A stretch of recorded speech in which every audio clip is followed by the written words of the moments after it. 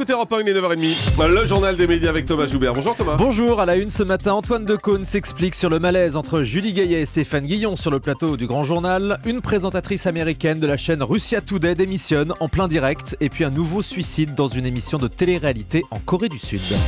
Et on commence donc avec Antoine Decaune qui revient sur l'affaire Hollande-Gaillet. Vous vous souvenez que tout avait commencé sur le plateau du Grand Journal en présence de Julie Gaillet et de Stéphane Guillon dans les colonnes du magazine économique Éco-Réseau. Antoine Decaune rejette la faute sur Stéphane Guillon. Il jure qu'il n'y avait aucune malice de sa part en posant une question à Julie Gaillet sur François Hollande. C'est Guillon qui a foutu une merde noire, dit-il. Je ne voyais pas du tout où il voulait en venir. Cela mettait tout le monde mal à l'aise. C'est pour cette raison que j'ai clos l'incident. Le magazine Closer a toujours affirmé que c'était cette séquence du Grand Journal qui lui avait donné l'idée d'enquêter sur le sujet. Élise Lucet évincée des soirées électorales de France 2. La chaîne a choisi David Pujadas, Marie Drucker, Laurent Delahousse et Nathalie Saint-Cric pour ses soirées spéciales municipales les 23 et 30 mars prochains. La présentatrice du 13h qui avait co-présenté les précédentes soirées électorales ne fera pas partie du dispositif. Sur TF1, c'est Claire Chazal et Gilles Boulot qui animeront ces soirées en duo. Le patron de BFM TV lance la contre-attaque contre l'arrivée de LCI sur la TNT gratuite. Alain Veil a annoncé hier qu'il allait porter plainte à Bruxelles contre la loi française qui a autorisé le passage des chaînes payantes en chaînes gratuites. Le patron de BFM TV estime au micro d'Europe 1 que l'arrivée de LCI sur la TNT gratuite met en danger son groupe indépendant. Au-delà de LCI, c'est surtout la concentration autour du groupe TF1 qui est hyper dominant.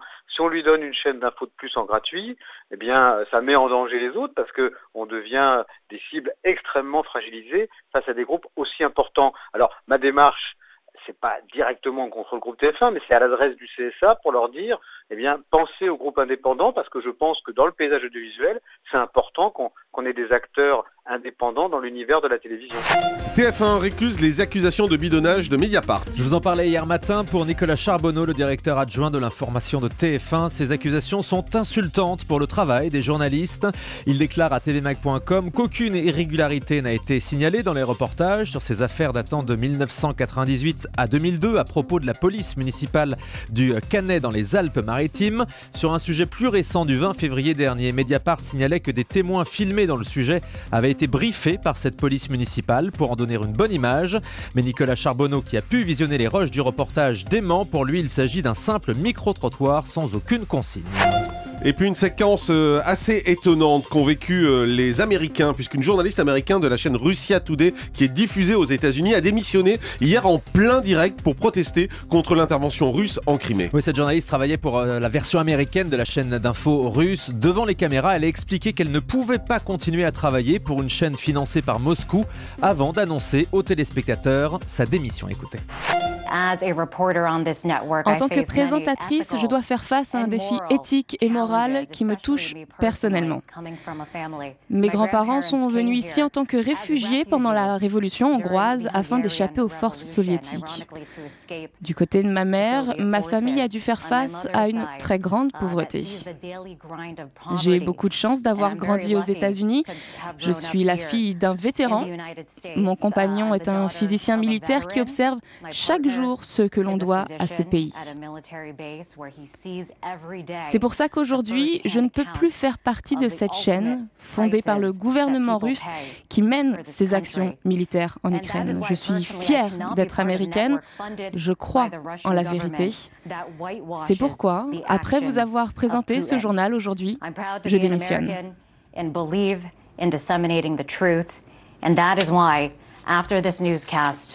I'm resigning. Voilà, très émouvant, très touchant. On vous a mis la séquence sur jean-marc-morandini.com avec l'image qui est très forte parce qu'on sent que cette journaliste est très émue. Elle a le visage figé et elle est par moments au bord des larmes. Un suicide dans une émission de télé-réalité en Corée du Sud. Une candidate de 29 ans s'est suicidée alors qu'elle participait à une émission intitulée Le Partenaire, une sorte de bachelor où 10 hommes et 10 femmes traversent des épreuves pour leur permettre de choisir le partenaire idéal. Dans une lettre laissée à sa famille, elle accuse l'émission d'avoir voulu l'humilier. Les producteurs lui auraient donné l'image d'une femme renfermée et sombre. La chaîne sud-coréenne qui diffuse l'émission a annulé la diffusion.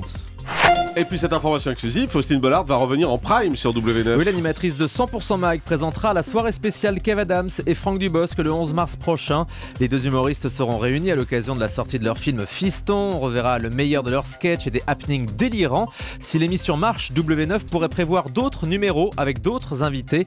La chaîne cherche en effet à renforcer ses divertissements.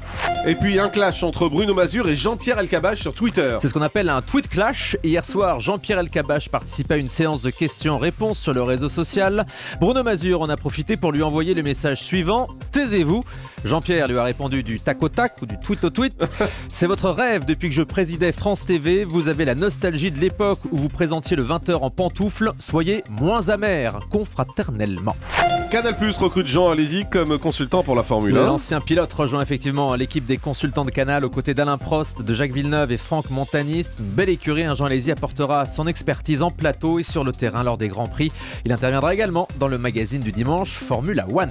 Allez, on termine avec le chiffre du jour. 9 mois, 274 jours. Didier François et Édouard Elias sont retenus en otage en Syrie depuis le mois de juin dernier, tout comme Nicolas Hénin et Pierre Torres. Un rassemblement aura lieu ce soir à 18h devant les locaux d'Europe 1 pour rappeler tous les jours qu'on pense à eux. Et merci Thomas Joubert. Le grand direct des médias, Jean-Marc Morandini.